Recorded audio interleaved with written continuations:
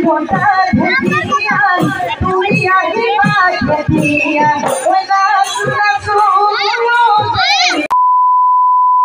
Evening friends. तो এখন বাজে 8:30। তো আমরা এখন যাচ্ছি গৌরীপুর মহামায়া ফিল্ডে। ওখানে আজকে মুকুলি বিহু হবে, তো সেটাই দেখতে যাচ্ছি। তো ছেলে মেয়ে রেডি, আমিও রেডি। তো চলো আমার সঙ্গে দেখতে থাকো।